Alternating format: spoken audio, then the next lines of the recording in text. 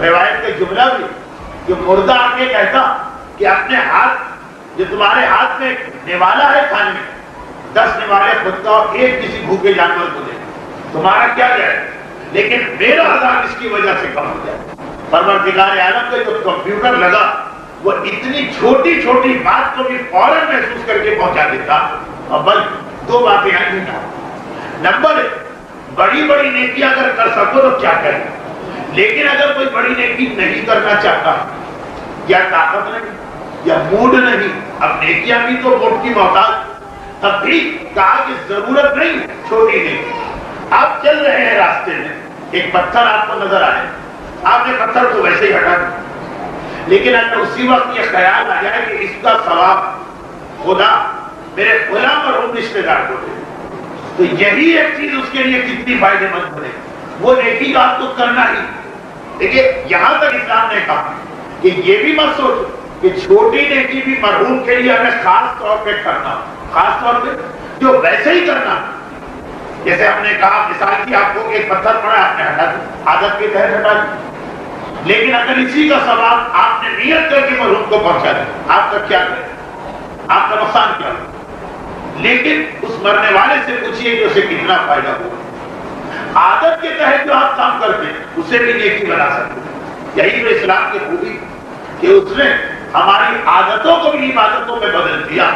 شرط یہ ہے کہ معلومات ہونی چاہیے۔ اب جیسے ہمارے گھرانوں میں یہ اکثر رائج چلا آ رہا، لیکن لگ رہا ہے کہ بس یہ آخری نسل ہے، اس کے بعد نہیں ہو، وہ یہ کہ بے پردہ عورتیں اذان کی آواز آتی ہے تو سر پہ دوپٹہ ڈال لیتے، لیکن اب بہرحال کم ہوتا جا رہا، اگلی نسلوں کو یہ پتہ بھی نہیں چلے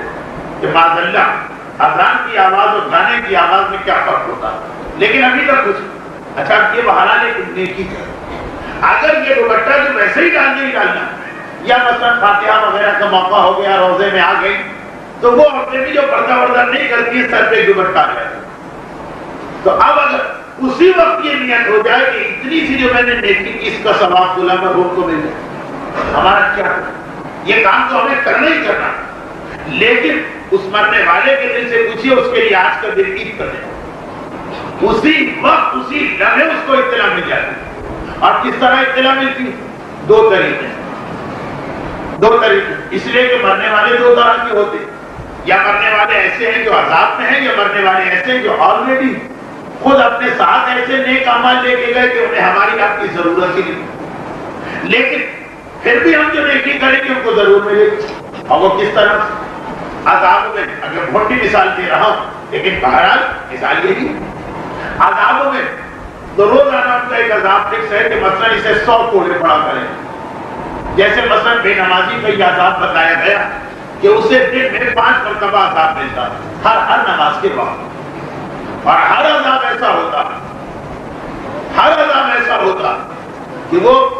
خواہش کرتا ہے کہ کاش مجھے موت آ جائے، لیکن مسئلہ یہی ہے کہ ایک دفعہ موت آنے کے بعد دوبارہ موت نہیں آتی، 5 مرتبہ فکس ہے ٹائم۔ اب 100 کوڑے پڑا کرتے، آج 99 پڑتے،